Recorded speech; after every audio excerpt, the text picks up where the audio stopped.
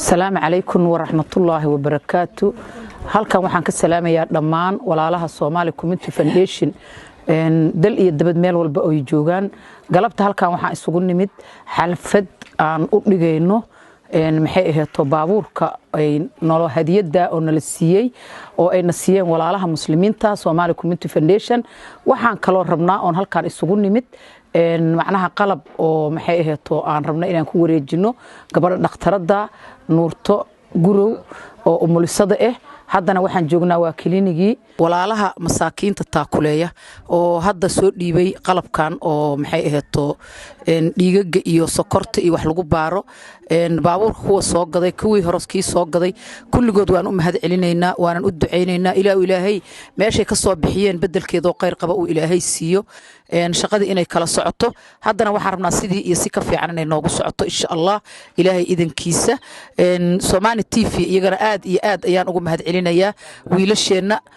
wiilka walaalkeena oo ka yimid oo wiilkeena ah oo hadda agaasimaha noo jooga oo safarka ku yimidna aad iyo aad ayaan ugu mahad celinaynaa kulay waad aragteen hawsha uu qabtay labada bariyo uu joogo sababtoo ay tahay shalo dhan wuxuu wareegay meelihii muhiibka oo qarniga ah oo baraawe dhulka qarniga ah ayuu shalo dhan uu jiray oo soo waxaynayay haddana waxaan tusaynaa meelo badan oo u dhiman shaqada uu wadana waa mid aan aad iyo aad ugu mahad celinayno. Salaamullaahi calaykum wa rahmatullaahi wa barakaatuh dhammaan walaalaha muslimiinta ee daafaha caalamka meel kasta aad kaga sugan tihiin dhamaantiin mar labaad waxaan idinku salaamayaa salaanta qiimaha iyo qaayaha badan ee islaamka. Assalaamu calaykum wa rahmatullaahi wa barakaatuh. أما بعد السلام أنا أقول كهذا يا مجا هيئة الصومالي Community Foundation iyo magaciga maanta xafladan oo aan isugu nimid waa xafladii ku saabsanayd alaab wareejintii ama qalabkii wax lagu baari lahaa oo aan ku wareejin rabno Doctoressa Nuurto Gurow Nuur inaan ku wareejino alaabtaas iyo midda labaad waxaan isugu nimid meesha inaynu ka cadeyno baabuurkii oo aan hore u wadan jirnay Somali Community Foundation inuu ciladeystay haddana walaalaha muslimiinta ay noogu bedeleen baabuur kale baabuurkaas oo hadda aan idin tusi doona asagana insha Allah ta'ala waxa ka qayb qaatay baabuurkaas gadistiisa walaalaha oo muslimiinta ku kala nool dibadaha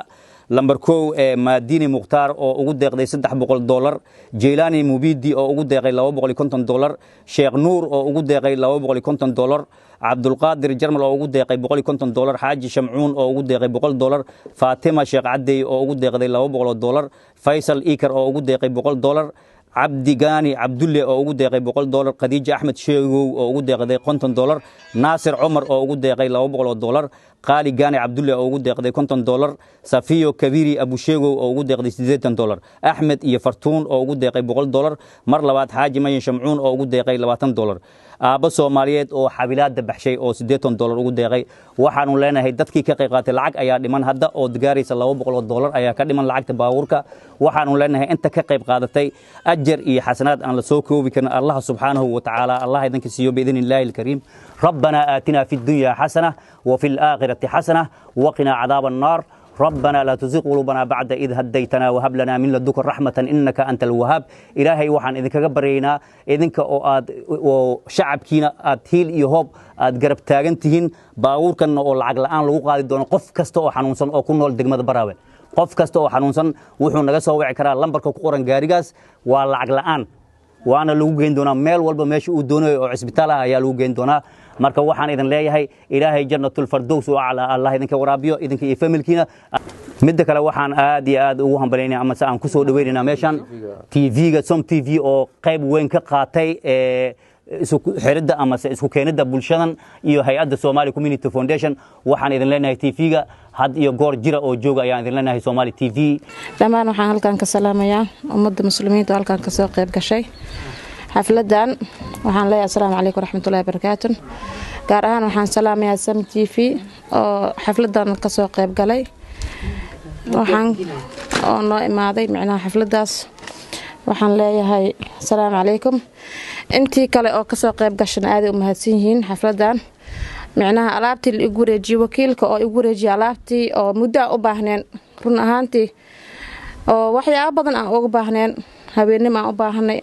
mar badan aan u baahnay gabar faal iyadoo la keenay oo macnaha dhiig la'aan ah aad ogaan kar macnaha dhiig la'aan miya qoftaan dhiigeeda sidoo yahay aadan kala sheegi karin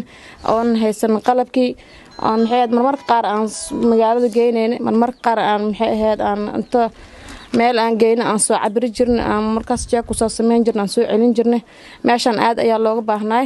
maadaama dadkii hadeer keenana waxaan leenahay waa mahadsantiin ilaahay maalinta qiyaamaha idinka abaal mariyo. Assalaamu alaykum warahmatullahi ta'ala wabarakatuh. Somali Community Foundation dhamaantiin wada salaam inta meesha wada jirto.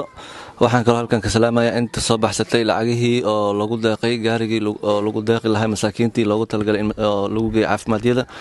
iyo dadkii soo baxsaday shaybaaradii oo lagu baaray dhiigaga oo kala dubnaa. dhamaantiin aad ay u mahadsantihiin. waxaan idin leeyahay meesha ka soo bixiseen bedel khayr qabta ilaahay idinku bedelo insha Allah. waan idin salaamaya intaas oo sameysatay halkan waxaan ku salaamayaa Som TV oo ayagana ma sha Allah oo maanta howl fiican noo qabteen. ayagana waxaan leeyahay waa salaamantiin cameramanka iyo wakiilada kulli waa salaamaya insha Allah. Assalaamu alaykum warahmatullahi ta'ala wabarakatuh. Assalaamu alaykum warahmatullahi wabarakatuh. Somali Community Foundation waa idin salaamaya inta ku jirto intii haween u tahay waan leeyahay haween waan intii maana u tahay waan leeyahay maana waan ma sha Allah intii sadaqada soo dhiibtay gaariga lagu gaday sadaqa jaari Allah u dhigo ma sha Allah baawurna midkan uu horeeyo mid kala baa jiro oo dhamaaday oo sidii loogu shaqeynay loogu caawinayay magaalada degmada Baraaba iyo nawaaxigeeda oo dadka ku xanuunsan sidii loogu gurmido markasta dadkii soo baxsan midkan iyo mid lamid ah waxaan leeyahay sadaqa jaari Allah